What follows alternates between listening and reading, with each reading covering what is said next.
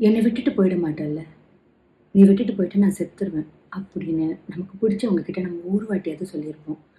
ஆனா அப்படி நம்ம சொல்றவங்க நம்மளை விட்டுட்டு போயிட்டாங்கன்னா திரும்பி வரவே முடியாத இடத்துக்கு இந்த கார்லனோட கார்லயே மாதிரி அவன் என்ன பண்ணுவான்? அழுவான்ல, கதறுவான்ல, திருப்பி வந்துருன்னு கெஞ்சுவான்ல, ஏங்குவான்ல.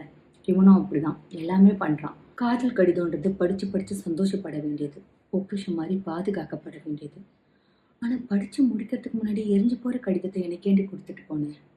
உன் கையும் என் கையும் சேர்த்து வச்சு பேசிட்டு இருக்கும்போது நான் இருக்கேன்டா உனக்கு, நான் இருப்பேன் எப்பவுமே உனக்கு அப்படின்ற மாதிரி ஒரு இதமான சூட்டை உன் விரல்கள் எனக்குள்ளே இறக்குமே. அந்த விரல்கள் எங்கடி? உன் தோல்ல சாஞ்சு எல்லா கதையும் பேசிட்டு திரும்பி பார்க்கும்போது என்னை பார்த்து சிரிப்பியே, அந்த முகத்தை காணமே. நீ தாண்டி என் முதல் கனவு. இந்த கனவு முடியறதுக்குள்ளேயே தூக்கம் கலைஞ்சிருச்சே.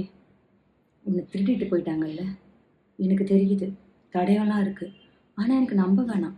நீ திருப்பி வந்துருவல்ல, வந்துருவான்னு சொல்ல.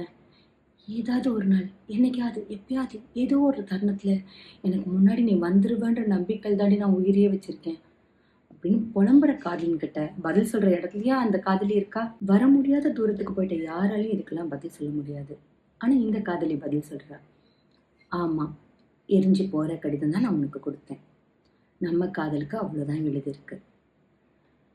வெப்பம் சேர்க்கிற விரல்கள் எங்கன்னு கேட்குறியே, அது பத்திரமா உன் கைக்குள்ள தாண்டா இருக்கு. Feel it. தோலை சாஞ்சு காத்து பேசணுமா? எல்லாருக்கும் எல்லாம் கிடைச்சிடாது. நம்ம காதலுக்கு அந்த விதி, அந்த கொடுப்பனை கிடையாது. முதல் கனவு முடிகிற வரைக்கும் ஏன் தூங்கிக்கிட்டே இருக்க? முதல் கனவு வந்தா போதாதா? நீ ஏன் கண்ணை முழிச்சு எழுஞ்சுக்கோ. ஆமா, நான் திருட்டு போயிட்டேன். அந்த தடையும் உனக்கு தெரியுது இல்லையா? ஆனா நான் திரும்ப வருவேன். ஒரு கணம் வர சொல்றல்ல, ஒரு கணம் என்னடா, நான் உனக்குள்ளதான் இருக்கேன் எப்பவுமே. வலி மிகுந்த அந்த கார்லனோட கேள்விகளும், அதுக்கு அந்த கார்லியோட ஆதரவு பதில்களும் ரொம்ப அழகா இருக்கும். கேட்கும் போதெல்லாம் மனசு என்னவோ பண்ணும். இப்படி கூட எழுத முடியுமா அப்படின்னு தோணும். எழுத முடியும்னு நிரூபிச்சிருப்பாரு நான் முத்துக்குமார் அவர்கள். அவருடைய இறப்பு அப்படிங்கிறது நம்ம எல்லாருக்கும் மிகப்பெரிய இழப்பு. அவரோட பாடல்கள் கேட்கும் போதெல்லாம் நான் அவரை ரொம்ப மிஸ் பண்ணுவேன். உங்களுக்கு அவர்கிட்ட பிடிச்ச பாடல் ஏதாவது இருந்தா தயவுசெய்து கீழே கமெண்ட்ல சொல்லுங்க. Love you.